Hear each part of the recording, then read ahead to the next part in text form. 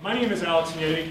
I have the privilege and honor of being the Dean of the College of Arts and Sciences here at Western Michigan University. To the faculty, staff, students, friends, administrators, and alums who are here in the audience today, I thank you for coming today. In higher education today, these are times of change.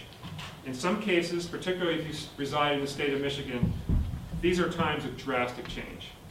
Philosopher Eric Hofer wrote the following: "In a time of drastic change, it is the learners who inherit the future. The learned usually find themselves equipped to live in a world that no longer exists." This is what we do for our students in arts and sciences. We equip them to be prepared for an ever-changing future, to best deal with the shifting ground that is now the new reality. We accomplish this because we have built a community in arts and sciences in which the dual engagements of teaching and learning, creating and sharing, and nurturing and encouraging are all recognized, supported, and valued. This is who we are. So what's happening?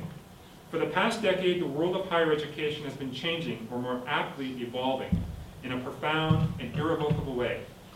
This is particularly true for public institutions such as ours, where the relationship between our state government, the university, and the citizens of Michigan has undergone a radical reorientation that shifts higher education from being a public good, with all of its concomitant societal benefits, to a user-pay system where the fortunate participants are now required to shoulder a significant burden of the cost to acquire a baccalaureate degree.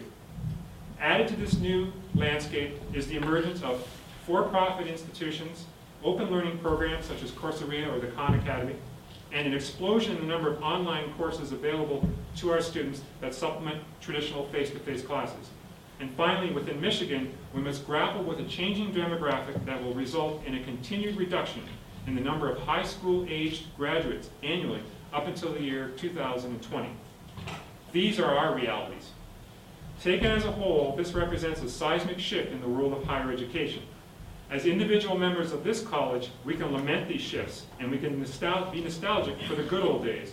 But the realities are this. First, the system of higher education with which we are all familiar, in which most of us were educated and trained, and to which we have dedicated our lives, our passions, and our talents, is fading away. And in many cases, it is gone, and it is not coming back. To fail to respond or to adapt to this new environment would mean at best that we become irrelevant, and at worst, that we become extinct. Second, the choice, therefore, is not if or when we might return to the old system or the old way of doing things, but how we move forward in this new environment as individuals, as unit departments, schools, and institutes, as a college, and as a university. Today, I want to share with you my vision for how our college, the College of Arts and Sciences, will meet these challenges, describing how we can seize on the opportunities that we are presented with to meet the needs of our students and our faculty and our staff, and how we as a college can lead the university forward as the foundation of the core academic mission of Western Michigan University. Given these profound shifts, the time has come where we must address difficult questions about how we conduct our work in the college as individual units, programs, and these questions include the following. How do we prioritize? How do we allocate our resources? And how do we assess our effectiveness in meeting our stated goals? Thus, we must move forward with a clear understanding of the realities and limits of the new paradigm of higher education.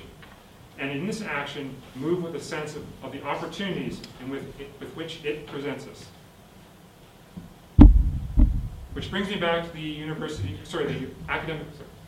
College of Arts and Sciences Strategic Plan. Overall about its plans.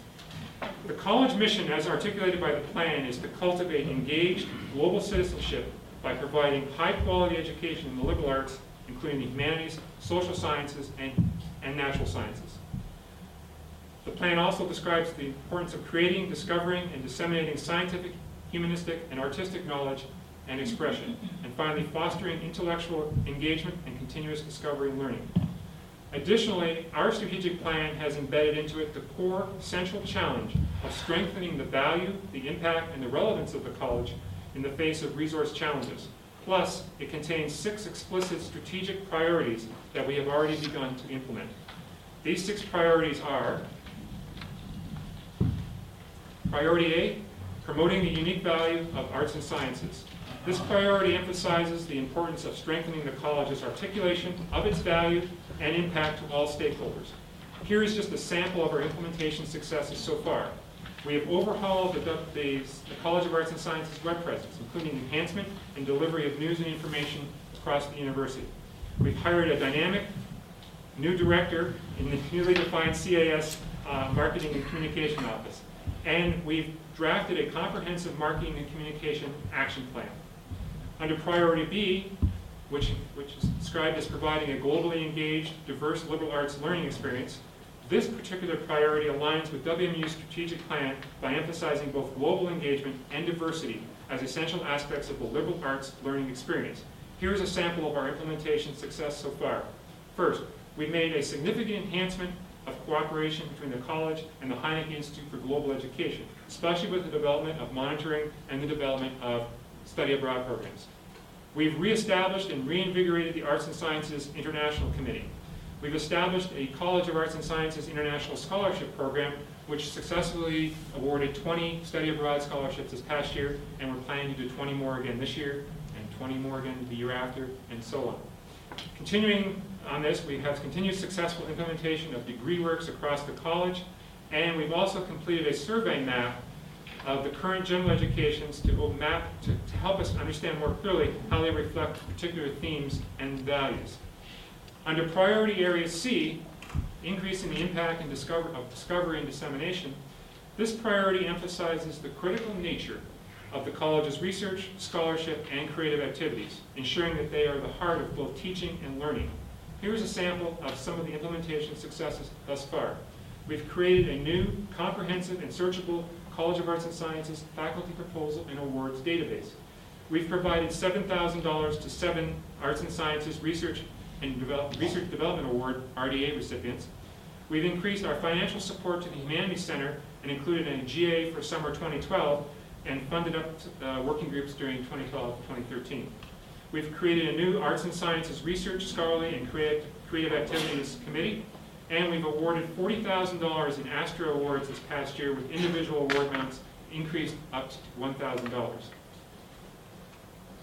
For Priority D, fostering an innovative and diverse engaged arts and sciences community, this priority emphasizes the need to foster an engaged arts and sciences community characterized by innovation and diversity. Here's a sample of the implementation successes thus far. We've strengthened our Office of Undergraduate Advising's use of social media efforts by hiring a qualified new intern. We've enhanced our outreach to arts and sciences alumni who are providing testimonials about how arts and sciences liberal arts training laid the foundation for their success beyond Western Michigan University. And we've had a development and successful administration of the college's space improvement initiative, which is sometimes known as Show Us Your Ugly Space, and we'll try to help you out, by utilizing approximately $16,000 for 9 departments across the college. Under Priority E, strengthen resource acquisition and management, this priority encompasses both the acquisition and management of the college's precious resources. It views resources broadly, including human resources, financial resources, physical infrastructure, and technology. Here's just a sampling of the implementation successes thus far. We've implemented a full-service college technology office that offers support to faculty, staff, and department-run computers. We've seen the acquisition and repurposing of significant quantities of computers across the college. We now convene monthly meetings of the Arts and Sciences office coordinators to review and discuss university and college procedures, and we've established a mentoring relationship to enhance the professional development of all Arts and Sciences staff. And we've established a systematic review of departmental financial structures with individual departments and office coordinators. Priority F, secure and distribute faculty and staff lines using clear criteria and transparency. This cross-cutting priority recognizes the critical human resource shortage that the college now faces. It focuses on the short-term priority of optimizing the deployment of current faculty and staff, and on a longer-term basis, it prioritizes efforts to position the college to secure increased faculty and staff lines as that becomes a probability, or I should say a possibility. Its overall purpose is to maximize the leverage of the college's human capital in support of our strategic plan. A tremendous amount of work has already taken place with respect to this priority. Although Arts and Sciences received a permanent budget reduction this year of $1.36 million, we have preserved sufficient funding resources to allocate 12 new faculty lines across our college. These faculty lines have been assigned already based on clear criteria that addresses enrollment pressure, selective investment in units with potential for growth, and alignment with the Arts and Sciences Strategic Plan. I am so very pleased that we are able to make these allocations and continue to build our cohort of early career faculty in the college. But this is just the first step. The strategic map is just that, a map.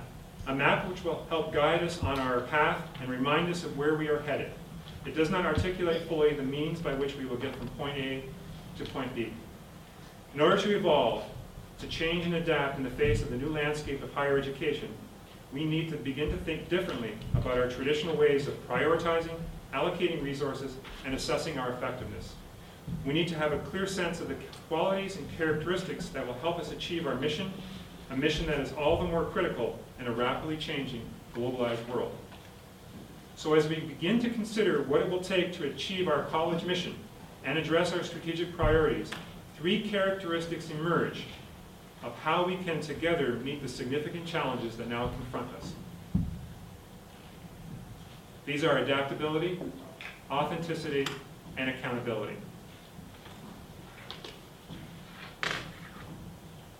Adaptability. To be adaptable, we will be flexible in terms of meeting our students' needs, including diverse learning styles from a diverse population in which there are no longer traditional students, while still ensuring academic rigor, excellence, and student responsibility for their own education. To be adaptable, we will have curricula and research plans that can adapt to global, economic, social, political, and disciplinary transformations. We will create approval processes that can better facilitate such changes, and we will direct college resources where they can best support these efforts. To be adaptable, we will have faculty and administrators who are prepared to rethink the ways in which our programs, departments, schools, institutes, and college are organized, in which our courses are delivered, in which our research, discoveries, creations are disseminated. To be adaptable, we will graduate students with strong liberal arts and sciences core that provides them the ability to adapt throughout their lives and careers. This will be what it means to be a Bronco, to think critically and to communicate effectively. Authenticity. To be authentic, we will be purposeful and intentional both in our planning and our execution, with transparent and consistent criteria for critical decision making. To be authentic, we will be genuinely interested in the lives and in the intellectual and social development of our students. If we take a genuine interest in being learner-centered and creating the conditions for student success both in and out of the classroom, the other outcomes we seek, enrollment, retention, progression, graduation, and improved learning will follow. To be authentic, we will explore technological innovations in teaching and research thoughtfully and intentionally, asking questions about long-term effectiveness rather than short-term solutions. And to be authentic, we will be genuinely committed to embracing the tension inherent in being both discovery-driven and learner-centered, integrating research into teaching and students into our research.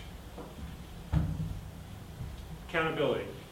To be accountable, chairs, directors, and the dean will be held accountable for providing leadership and direction, for making difficult choices, and for providing clear, consistent, and transparent criteria for those decisions.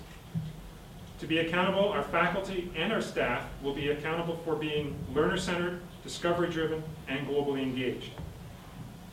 We will be purposeful and intentional in course planning and preparation. We will set high expectations and work hard to help students meet them. And we will take seriously the need to assess, examine, and evaluate the effectiveness of student learning in all of our programs. Finally, our students will be held accountable for their own learning and development. Collectively, we will create the conditions for student success. We will set high expectations, and we will provide students the support they need to achieve their goals. But we will do so with the understanding that each individual student must ultimately take responsibility for his or her own education. adaptability, authenticity, accountability. This is our roadmap to address the challenges before us. Now, I recognize that we're all doing hard work in a difficult economic climate. But the basic tenets of our new strategic plan will serve as the foundation to how we will collectively move the college forward. As I've just laid out, this foundation relies on a framework of mutual responsibility in which we are all accountable to one another. As we implement the strategic plan, these characteristics will help guide our actions. Our need to adapt will include efforts to make the use of online education effective and intentional, meeting student needs while maintaining rigor. But as we move forward, we will be developing a new budget model in partnership with the UP, which benefits the college as a whole.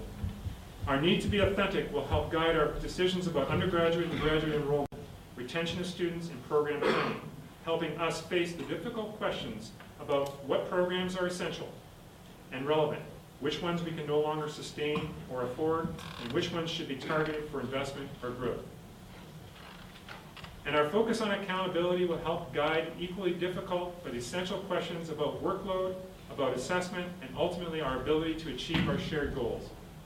In the spirit of these three principles, I want to be authentic and accountable with you today. Make no mistake about it, we will be making difficult decisions this year. My job, again, as the dean, is to guide that process, to lay out the criteria, and to make the tough calls. Failure to make these choices, the failure to adapt, is no longer an option. As we begin the fall semester, we and our colleagues across academic affairs are having these same conversations about how to act in ways that are adaptable, authentic, and accountable, and how these actions will support the success of Western Michigan University, academic affairs, and college-level strategic plans. Because arts and sciences is truly the academic foundation of our university, it is incumbent upon us to not simply be part of the conversation, but it is our responsibility to help lead those conversations.